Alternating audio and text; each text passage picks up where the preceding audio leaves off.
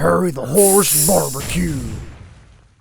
Hey guys, welcome back to Harry the Horse Barbecue. Today we're going to try something different. We're going to wrap some of these beef short ribs in beef tallow to make them the best beef ribs we can possibly make. So stay tuned. All right, so I got this rack of beef short ribs from this place called the Smokehouse of the Catskills in Saugerties, New York. And man, am I surprised. These are looking really, really nice. If you guys can take a look at those. These look big. They look really delicious. The grade of beef looks really, really nice. Quality smokehouse. I was very, very surprised when I went there. Small little place. People are really, really friendly. And, you know, ask them a couple questions and they hook you up with some beef short ribs for fairly cheap too. I've spent a good deal of money on various beef short ribs from different places, from the grocery store to different butchers. These look pretty prime time and I am really excited to get into these. The first thing we're gonna do is check out this silver skin on here. We're gonna take off all this silver skin. We may leave some of the fat, but a lot of this silver skin's gotta go. So that's our first move.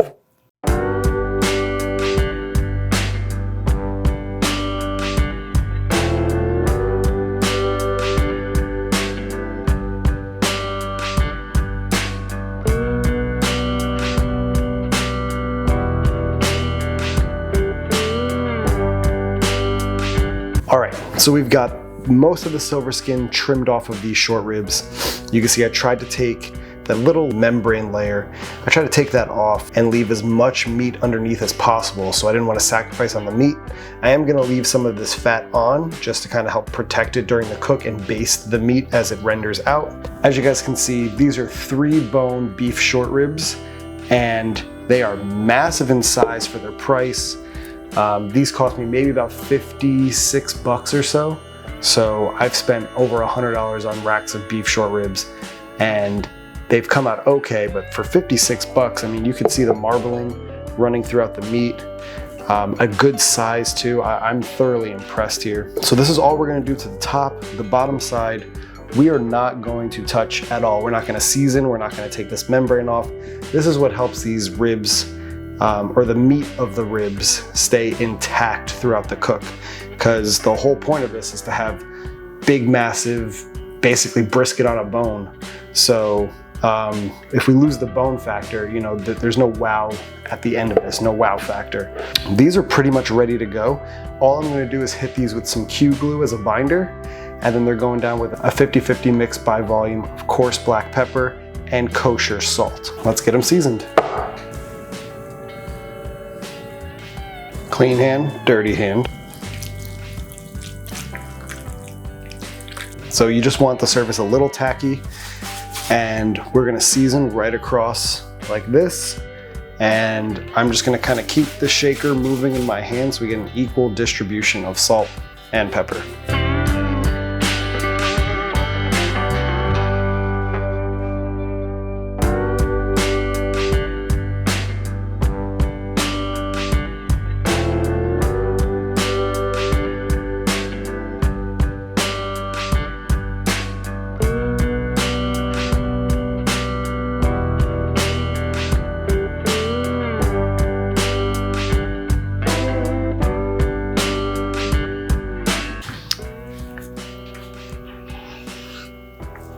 That's good, that's good. Oh, another Harry the Horse Barbecue mug. Interesting. Anywho, these beef short ribs are ready to get on the cooker. Let's go throw them on. Meet you guys out there.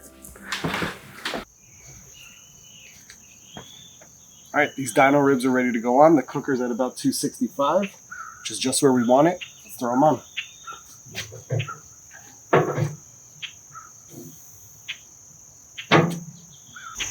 We're just gonna let them roll at about 265 for probably at least 2 hours before we look at them, maybe even 3 hours. Almost treat it like the beginning of a brisket cook.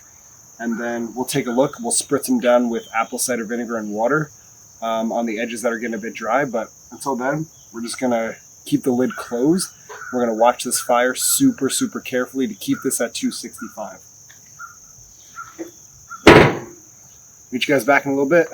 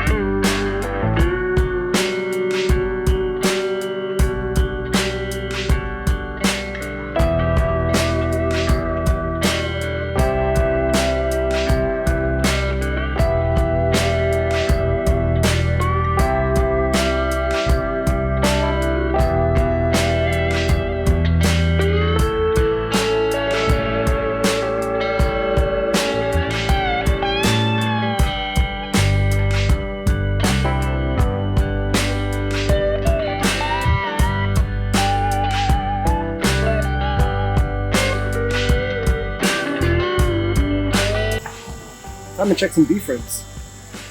About 3 hours in. Smelling good. Let's check it out. Oh yeah. Draw! This smoker ain't big enough for the two of us.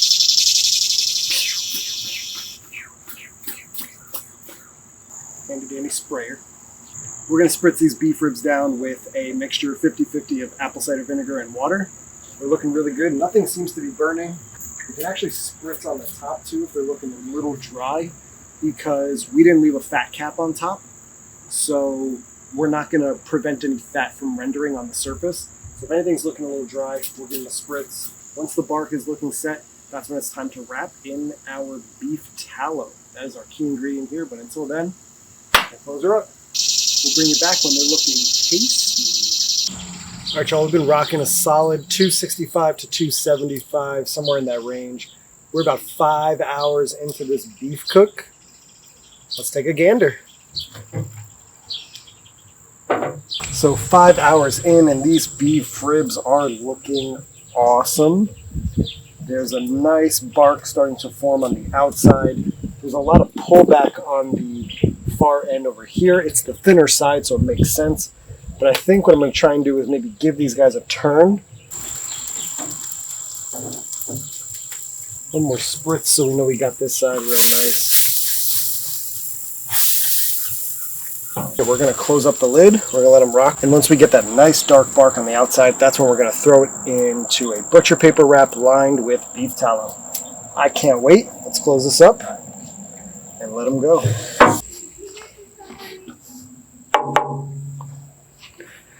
About 8 hours into this cook, these beef ribs should be ready to wrap. Let's take a look.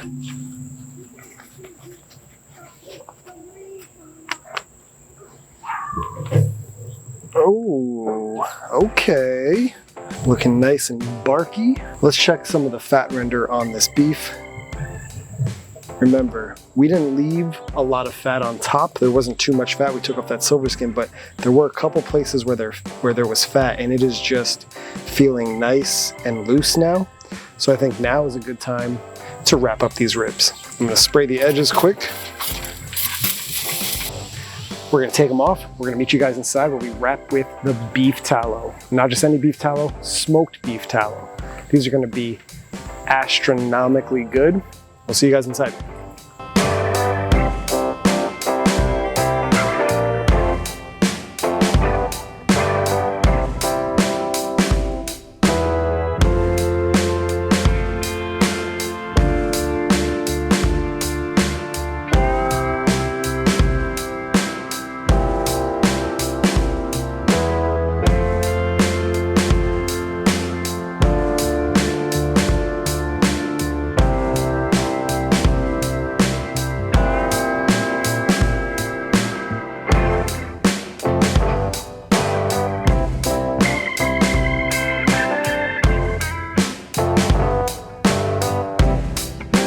All right, after about 11 hours, we're starting to ramp down temps. I have a feeling that these beef ribs are just about finished, but let's take a look.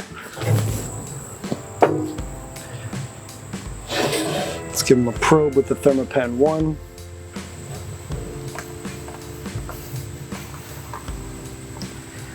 They're reaching, I'm not sure if the camera can pick this up, it's reaching about 201.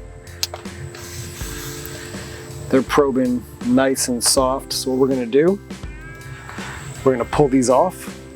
We're gonna let them rest outside on the cutting board. We're gonna wrap them up in a towel because it's a little breezy out here. We'll bring you back when we slice into them. Nighty night, little ribbies. We'll see you in about an hour and a half. Nice and tucked. All right, guys, so it's been about 12 hours since these beef ribs went on the cooker. They came off maybe about an hour and 20 minutes ago or so. We are going to take the little blankie off and we're gonna temp them and see what they're sitting at. Ooh, still a little hot, 168. Ideally, maybe rest this for 2 to 4 hours. You can throw it in a cooler once it hits about 160 or so. might be a good temperature to throw it in a cooler, hold it there. If you have a warming oven, that's also good. You could also use an electric smoker as a warming oven to hold briskets or ribs or pulled pork or beef ribs, whatever the case is. If you're gonna serve guests the next day, that's always a good option. But this is our dinner tonight, so we're gonna cut into it. Hopefully these beef ribs come out to be the best beef ribs we've ever had. Let's see what we got. Oh, don't wanna leave any of that behind. Yeah, get it on there. When in doubt, use your toes to open up the little cabinet where the garbage is. So these beef ribs are looking super delicious. Nice bark on the outside, nice and glossy from that juice in there. We're gonna cut them open, see how we did. These are massive, by the way. These are some of the biggest beef ribs I've cooked. Oh my goodness. Can we just take a look at that? Oh my God. That looks outstanding. Now the only way to truly eat a beef rib is straight off the bone. Can't cut any pieces around here. Let's see how we did.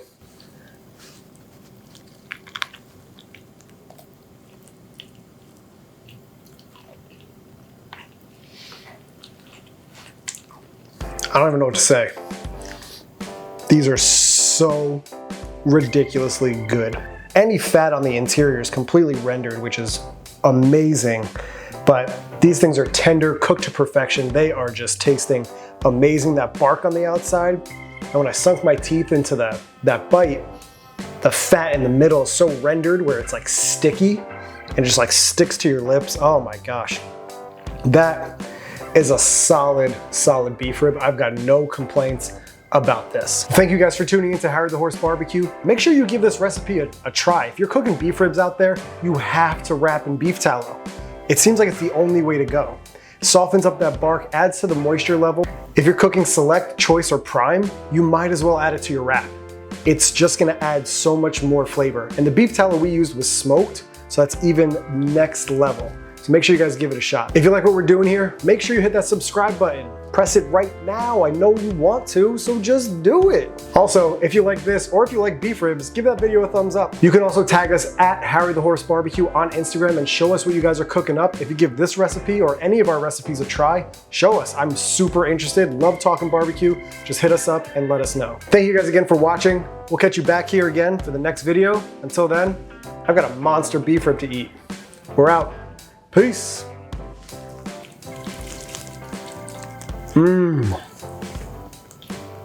So good.